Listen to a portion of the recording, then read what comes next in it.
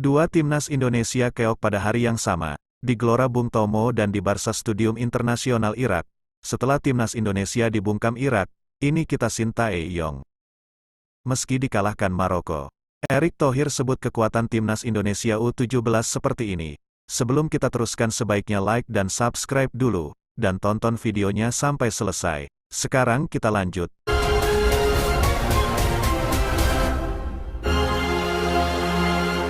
Dua timnas Indonesia berbeda level usia bertanding. Kamis, tanggal 16 November tahun 2023, malam WIB dalam misi berbeda. Indonesia U17 menghadapi Maroko U17 dalam laga penentuan grup A sementara. Timnas senior mengawali kiprahnya di babak kedua kualifikasi Piala Dunia 2026 zona Asia menghadapi Irak di Basra Stadium, sekitar kurang dari 3 jam setelahnya. Sayangnya, hasil keduanya tidak memuaskan karena semua takluk dari lawan-lawannya. Indonesia U17 yang butuh kemenangan demi menyegel tiket lolos harus takluk dari Maroko U17 dengan skor 1-3. Hasil ini menempatkan Indonesia di posisi ketiga klasemen grup A dengan 2 poin dan terancam gagal melaju ke 16 besar sebagai salah satu dari 4 tim peringkat ketiga terbaik. Pasukan Bima Sakti itu harus menggantungkan nasibnya dengan tim lain. Timnas senior juga mendapat kekalahan, tapi dengan skor lebih telak, 1-5. Kondisinya sama, tertinggal 2 gol lebih dulu sebelum menghidupkan harapan lewat gol Sain Patinama di akhir babak pertama. Dalam posisi kalah 1-2, Indonesia malah kebobolan 3 gol di babak kedua sehingga harus membawa pulang 0 poin. Masih ada 5 laga tersisa yang bisa dimaksimalkan pasukan Sintayong demi menjaga kans lolos ke babak ketiga kualifikasi Piala Dunia 2026. Bisakah Garuda Senior melakukannya? Kita tunggu saja. Yang pasti tanggal 16 November tahun 2023 jadi hari yang ingin dilupakan timnas senior maupun junior Indonesia. Hari memalukan buat skuad Garuda. Kabar selanjutnya.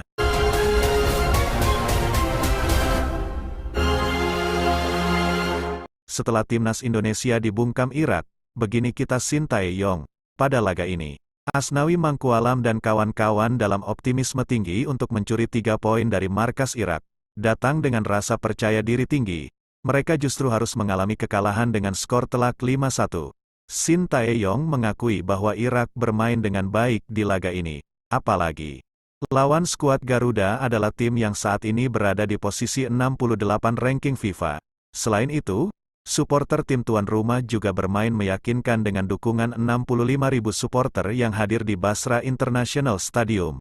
Irak memainkan pertandingan yang hebat, kata Sintayong. Selanjutnya, 5 pemain yakni Elkan Bagnot, Sandy Walsh, Pratama Arhan, Nadeo Argawinata, dan Adam Alis, baru tiba pada tanggal 13 November. Dari nama-nama tersebut, hanya Sandy dan Arhan yang tidak masuk dalam starting line-up. Kelelahan menjadi faktor penting setelah perjalanan panjang.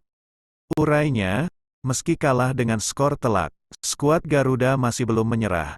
Mereka siap menunjukkan pertandingan terbaik di pertemuan selanjutnya. Kedua tim akan kembali bertarung pada leg kedua yang akan digelar pada tanggal 6 Juni tahun depan. Saya berharap kami bisa memberikan yang terbaik. Saya harap kami bisa menebusnya di pertandingan berikutnya, kata Sintayong. Kabar selanjutnya.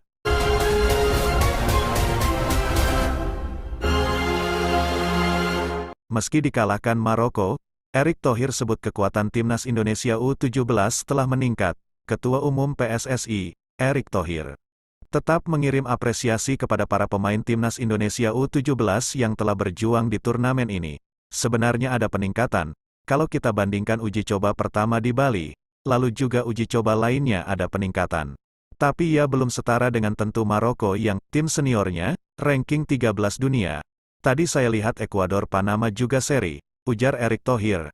Artinya memang grup ini grup yang tidak mudah dan kita merupakan tim ranking yang terbawah. Di antara tim-tim di grup A, kita bisa 2 kali seri. Maunya sih 2 kali seri dan sekali menang, tapi belum dikasih. Ya kita coba yang terbaik. Imbuhnya, mereka sudah berbuat terbaik. Saya bilang ke mereka, kita harus tetap berdiri karena mereka adalah masa depan sepak bola Indonesia juga. Apalagi tahun 2025 ada kejuaraan Piala Dunia U20 yang kita tentu ingin coba persiapkan tim dari sekarang. kata Erick Thohir. Saya bilang dari tim U17 ini mungkin ada lebih dari setengah potensi pemain timnas muda kita ke depan yang harus kita jaga. Jangan sampai mereka dengan hasil hari ini mereka tidak berkembang. Mereka masih muda-muda, kita harus terus bina mereka untuk tentu program jangka panjang. Imbuhnya kembali, demikian kabar timnas hari ini. Silahkan tulis di kolom komentar tanggapan Anda serta kritik dan saran buat kemajuan channel ini.